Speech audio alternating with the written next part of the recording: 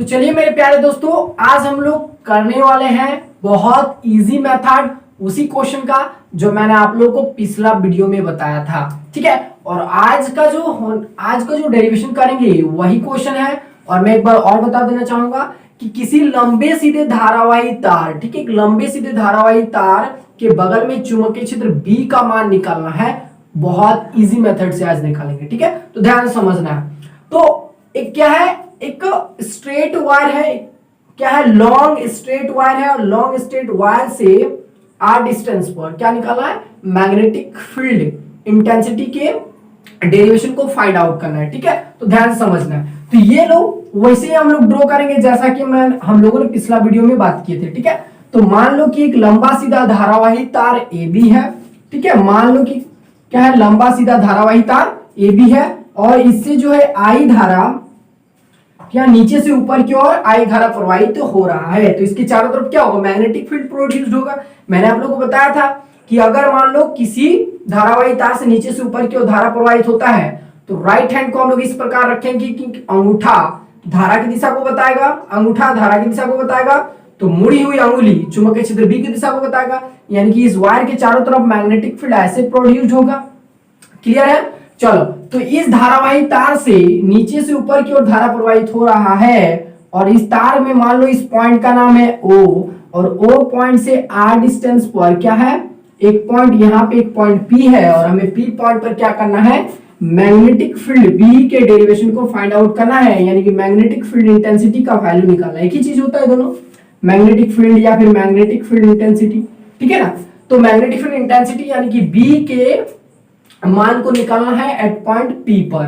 बात समझ में आ रहा है? क्या करने किए थे हम लोग पिछला वीडियो में कि इसको A पॉइंट से यहाँ पे मिला दिए थे, और ये वाला एंगल को बोले थे हम लोग अल्फा 2। क्या बोले थे, बोलो अल्फा 2। ठीक है, और यहाँ पे हम लोग B पॉइंट से मिला देंगे और बोलेंगे ये वाला एंगल को बोलेंगे माइनस अल्फा 1। माइनस क्यों दिए, क्योंकि ये नीचे वाला एंगल है, तो नीचे वाला एंगल को हम लोग माइनस से रिप्रेजेंट करते हैं। बात समझ में आया? ये रहा। क्लियर है? इसको हम लोग इजी मेथड से करने वाले हैं ना, तो ध्यान से देखना। मान लो कि ये जो है यहां से यहां तक की लंबाई, इस तार का जो यहां से यहां तक की लंबाई है, यहां से यहां तक की लंबाई जो है L है। कितना है बोलो? L है। यहां से यहां तक की लंबाई कितना है? L है। ध्यान से देखना। और इस तार की छोटी सी लंबाई मतलब जिसको हम लोग DL वेक्टर बोलेंगे, यहाँ पर एक छोटी सी लंबाई है जिसको हम लोग बोलेंगे DL बोलेंगे। क्या बोलेंगे बोलो? DL बोलेंगे। बात समझ में आ रहा है? एक छोटी सी लंबाई क्या है? DL है, यहां से यहां तक है। क्लियर है? और इसको यहां से मिला देते हैं। ठीक है, दिख रहा है सबको? मिला देते हैं, और यहां से यहां तक का एंगल को हम लोग बोल रहे हैं थीटा, और यहां से ये वाला एंगल को बोलेंगे हम लोग फाई। क्या बोलेंगे बोलो? फाई बोलेंगे। क्लियर? अब देखो यहाँ पे क्या होगा, ये तो 90 डिग्री होगा ना, 90 डिग्री। चलो, बात समझ में आ रहा है सारा? गुड। तो हम लोग बायोट-सवार्ट लॉ यूज करेंगे। बायोट-सवार्ट लॉ क्या कहता है? ठीक है, बायोट-सवार्ट लॉ कहता है कि किसी धारावाही तार के छोटे से भाग DL के कारण P बिंदु पर चुंबकीय क्षेत्र कितना होगा। मान लो यहां से यहां तक की जो दूरी है वो है x। कितना है बोलो? x है। दिख रहा है ना सबको? x है। क्लियर है? यहां से यहां तक की लंबाई कितना? x है। अब कर सकते हैं कि इस धारावाही तार के छोटे से भाग DL के कारण P बिंदु पर चुंबकीय क्षेत्र dB इक्वल कितना होगा, तो dB इक्वल हो जाएगा mu naught by 4 pi IDL sine theta और बाय एक्स स्क्वायर। यहां से यहां तक दूरी x है तो हो जाएगा x स्क्वायर। इसको बोलेंगे हम लोग बायोट-सवार्ट लॉ। क्या बोलेंगे बोलो? बायोट-सवार्ट लॉ। ठीक है, सबको पता है। तो किसी धारावाही तार के छोटे से भाग DL के कारण P बिंदु पर चुंबकीय क्षेत्र dB इक्वल कितना होगा, mu naught by 4 pi IDL sine theta by x square होगा। यहां से यहां तक की दूरी x है तो होगा x स्क्वायर। क्लियर है? चलो, सारा चीज समझ में आ रहा है? अब गौर से देखो, ध्यान से समझो बात को। ठीक है, ध्यान से क्या करना है, मैटर को समझना है। मैटर क्या है, यहाँ पे देखो, इस ट्रायंगल पे हम लोग बात करेंगे। लोग ट्रायंगल, यहाँ पे कुछ नाम दें, यहाँ का नाम दे देते हैं हम, यहाँ पर नाम दे देते हैं, इसको नाम देते हैं Q। क्लियर है? तो देखो ट्रायंगल पे बात करते हैं POQ में, तो PQU जो भी ट्रायंगल है हम यहाँ पे रिप्रेजेंट कर रहे हैं। ठीक है, ये वाला एंगल थीटा है, सॉरी ये वाला एंगल कितना है बोलो? फाई है। यहाँ पे पॉइंट P है, यहाँ पे O है, और यहाँ पे क्या है बोलो? Q है। ये वाला जो एंगल है थीटा है, और यहाँ पे एक छोटा सा DL वेक्टर जो बोले थे हम लोग, DL वेक्टर जो धारा का यानी करंट का डायरेक्शन को रिप्रेजेंट कर रहा है। ठीक है, यहाँ पे एक छोटा सा जो भी है डीएल वेक्टर है।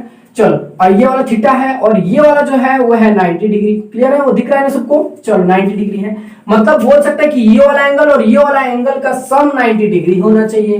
क्लियर है, तो लिख सकते हैं हम लोग इसीलिए थीटा प्लस फाइव, गौर से देखना, theta plus five equal to हो जाएगा कितना, बोलो 90 डिग्री होगा। आ रहा समझ में? Theta plus five equal to कितना होगा, 90 डिग्री होगा। दोनों तरफ साइन का टर्म लगाते हैं लोग, तो लिख सकते हैं हम लोग साइन, अच्छा रुक जाओ अभी, लो इसको हम लोग ऐसे लिख सकते हैं, क्या लिख सकते हैं, five equal to 90 minus theta. कोई दिक्कत है क्या? नहीं। अब दोनों तरफ साइन का टर्म दे सकते हैं, यहाँ पे लिखेंगे साइन फाइव, गौर से देखना, यहाँ पे लिखेंगे sine five is equal to, यहाँ लिखेंगे साइन 90 डिग्री माइनस थीटा। क्या लिखेंगे बोलो, साइन 90 डिग्री माइनस थीटा। बात समझ में आ रहा है? चलो इसको हम लोग ऐसे भी कर सकते हैं, इसको मिटाते हैं। ठीक है, गौर से देखना, इसको हम लोग ऐसे भी लिख सकते हैं, फाइव इक्वल इतना लिखे ना, इसको हम लोग ऐसे भी लिख सकते हैं, ध्यान से देखना, लिख सकते हैं फाइव इज इक्वल टू, अच्छा फाइव नहीं, इसको ऐसे करते हैं, ध्यान से देखना,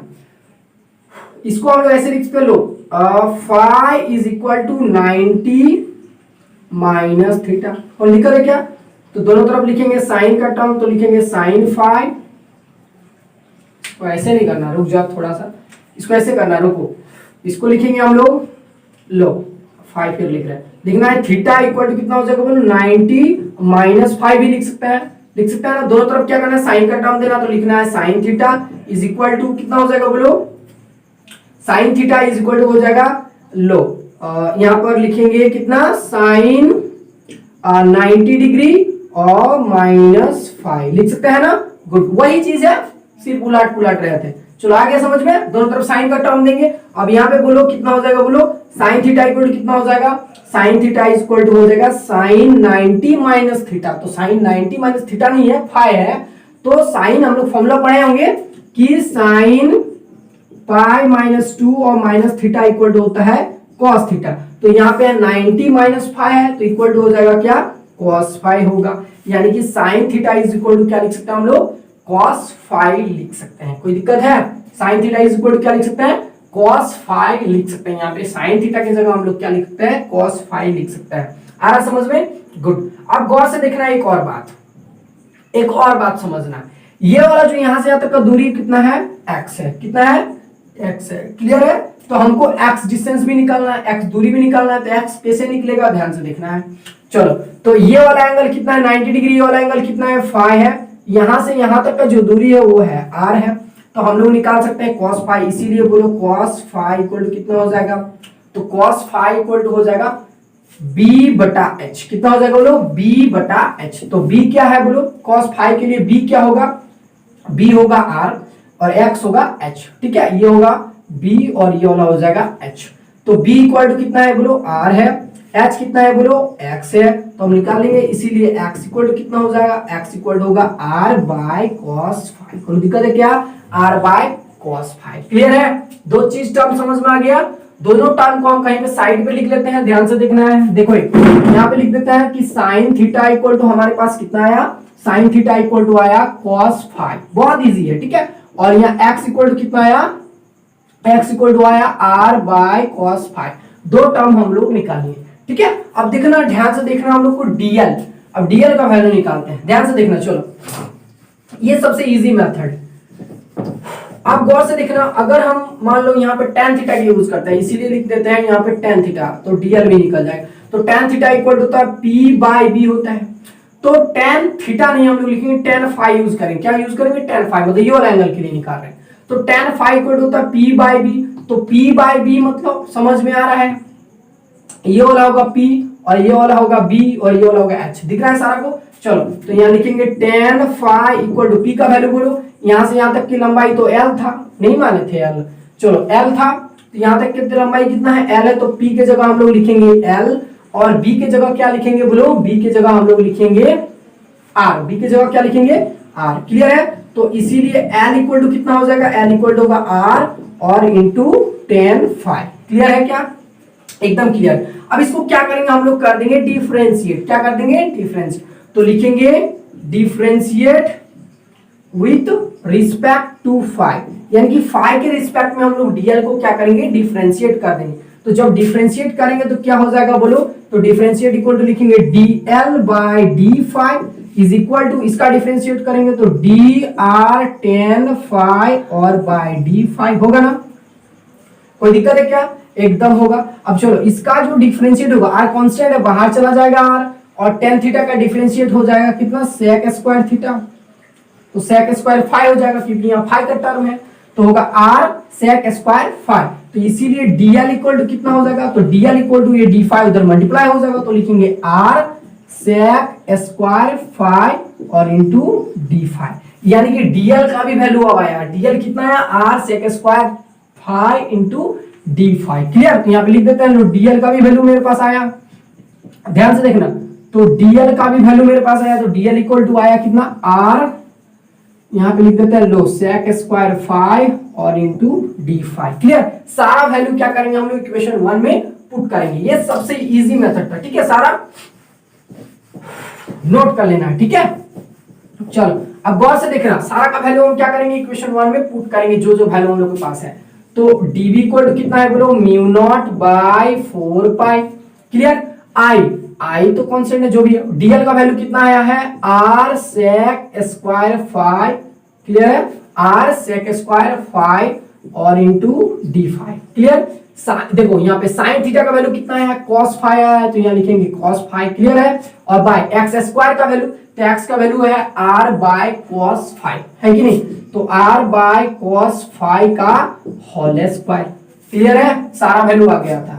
अब लिखो dv इक्वल टू आ गया mu naught by 4 pi, mu naught by 4 पाई, यहाँ पे i, अब देखो गौर से r, इसको लिखेंगे sec स्क्वायर phi और इंटू d5, यहाँ पे इंटू cos phi बाय, इसको देखो इसको करेंगे तो होगा r स्क्वायर, ठीक है, और नीचे क्या हो जाएगा by cos square phi, clear है क्या, एकदम क्लियर है। चलो अब आगे और बढ़ाते हैं, dv इक्वल टू कितना हो जाएगा बोलो, म्यू नॉट i बाय 4 पाई, ठीक है, उसके बाद r sec स्क्वायर d5 होगा ना, और इंटू d5 और फिर इंटू cos phi बाय, यहाँ पे कितना हो जाएगा बोलो r स्क्वायर, और cos स्क्वायर phi को ऊपर ले जाएंगे तो कितना हो जाएगा बोलो, sec स्क्वायर phi हो जाएगा, क्लियर। ये sec स्क्वायर phi से sec स्क्वायर phi मर जाएगा, r से r एक मर जाएगा, मेरे पास कितना बचा बोलो, बचा dv equal to mu naught i by 4 pi, और एक बचा r यहाँ पे बचा ना, गुड, और क्या बचा, cos phi को अंदर ले आता है तो cos phi और इंटू